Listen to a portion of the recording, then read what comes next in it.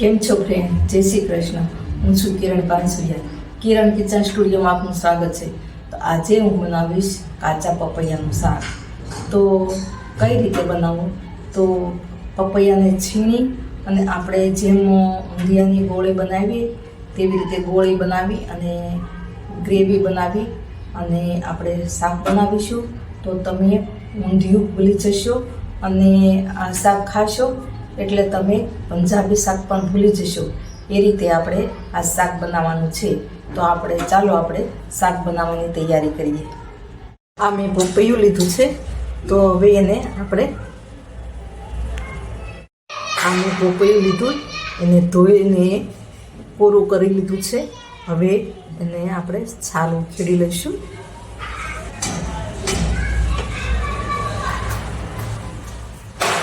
આ રીતે આપણે આખા પપૈયાની છાલ ઉખેડી લઈશું.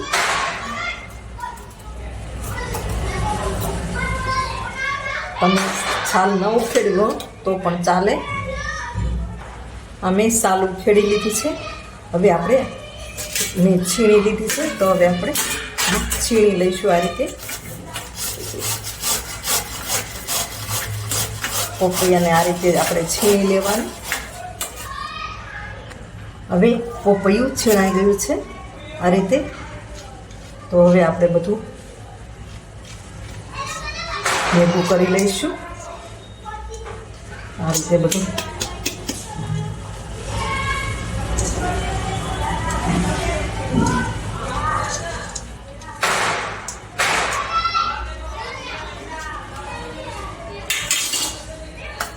તો આપણું પપૈયું છીણાઈને તૈયાર થઈ ગયું છે.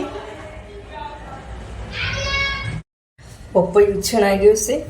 એમાં મેં લીલું મરચું, ખાંડ, લીંબુ વગેરે નાખી દીધું છે. મીઠું પણ નાખી દીધું છે. તો એના ઉપર આપણે ચણાનો લોટ નાખ્યો છે. તો મારો કેમેરો બંધ થઈ ગયો હતો. તો હવે આપણે એમાં ધાણા જીરું પાવડર નાખીશું. થોડીક હળદર નાખીશું. હળદર નથી નાખી. અને લાલ મરચું નાખીશું. લીલું તો નાખ્યું છે પણ થોડું આપણે લાલ મરચું પણ નાખીશું. હવે આપણે પાણી લઈ અને પહેલાં બધું મિક્સ કરી લઈશું. પછી પાણી લઈ અને એનો ડો તૈયાર કરશું.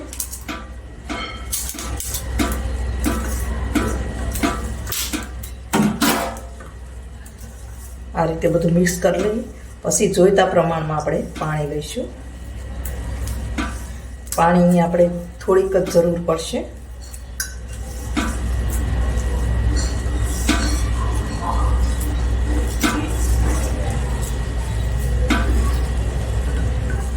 તો આપણે થોડું પાણી નાખીને ડબ તૈયાર કરી લઈએ. હવે આપણે એમાં થોડુંક તેલ નાખીશું. હાથે ના ચોટે એના માટે આપણે અંદર નાખવાની જરૂર નથી, કારણ કે પપૈયાનું છીણ જ જાડું હતું. એટલે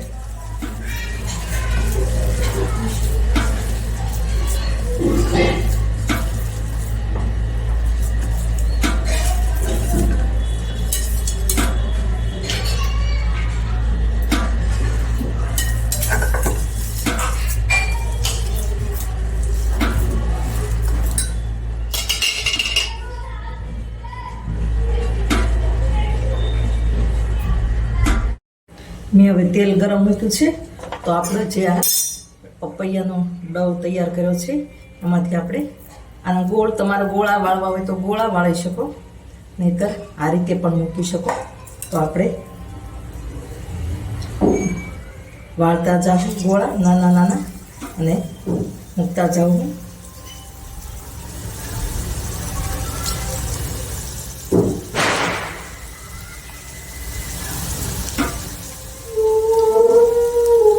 મોટા 3 ચમચા જેટલું તેલ લીધું છે. આપણે બહુ ઝાઝું નથી લેવાનું.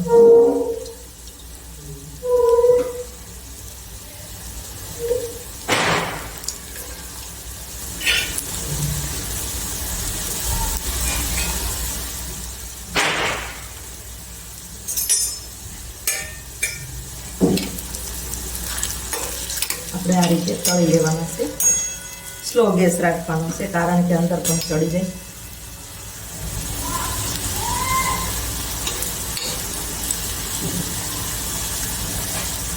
તો હવે આપણે કાઢી લઈશું.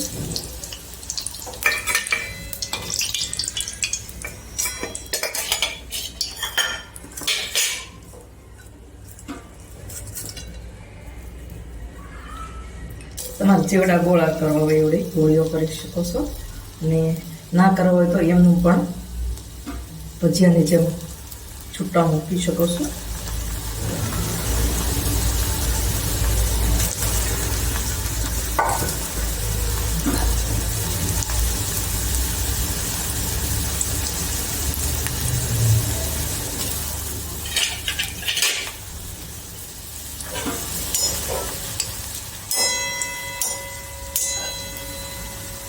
હવે આપણે બીજી વાર કાઢી લઈશું.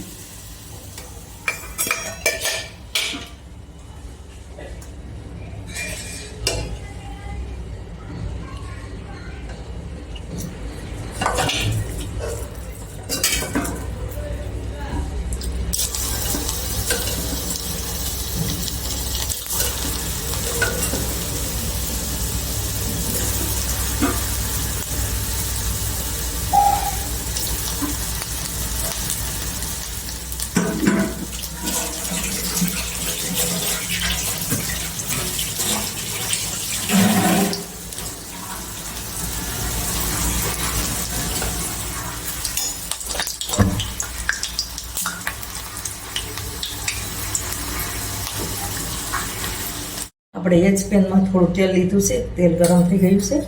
હવે આપણે રાઈ અને જીરું નાખીશું અને હિંગ નાખીશું, થોડી હળદર નાખીશું અને ગ્રેવી આપણે નાખીશું ટામેટાની. તમે કાંદા ખાતા હોય તો નાખી શકો છો. આપણે આ બધું મિક્સ કરી લઈશું. હવે આપણું તેલ છૂટું પડવા લાગ્યું છે, તો હવે આપણે લાલ મરચું પાવડર નાખીશું. કાશ્મીરી લાલ મરચું નાખીશું, આપણે 1 ચમચી નાખીશું.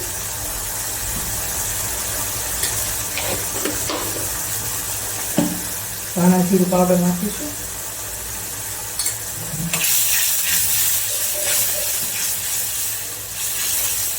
એક ચમચી ચણાનો લોટ નાખીશું. તમે પાપડી, ગાંઠિયા, પાપડી ગમે તે હોય તે નાખી શકો છો. આપણે ચણાનો લોટ આમાં જ ચડી જાય, કારણ કે આપણે હજુ પાણી નથી નાખ્યું એટલે શેકવાની કંઈ જરૂર નથી. અને સિંગદાણાનો ભૂકો નાખીશું આપણે થોડો.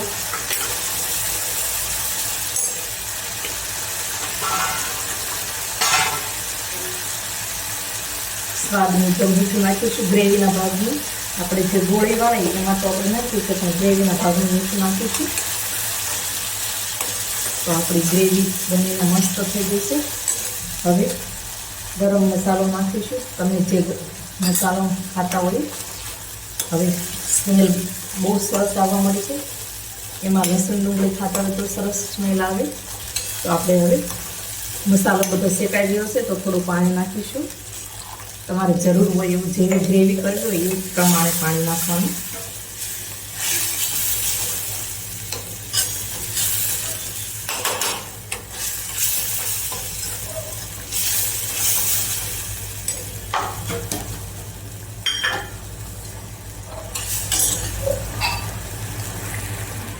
હવે આપણી ગ્રેવી સરસ ઉકળી ગઈ છે, તો હવે આપણે એમાં જે આપણે ગોળી વાળી છે ને એ નાખીશું, પપૈયાની ગોળી.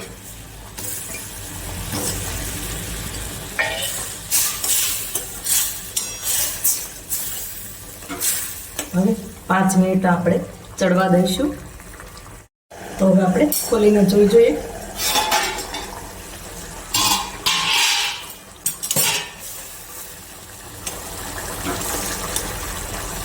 તો એટલું મસ્ત તમે ઊંધિયું પણ ભૂલી જશો.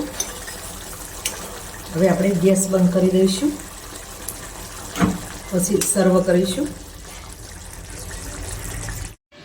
તો આપણું પપૈયાનું છીણીને શાક બનાવ્યું તે શાક બનીને તૈયાર છે. તો આપણે હવે એમાં ધાણાથી ગાર્નિશ કરીશું.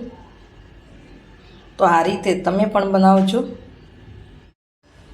તો આ રીતે શાક બનાવશો તો તમે પંજાબી શાક પણ ભૂલી જશો.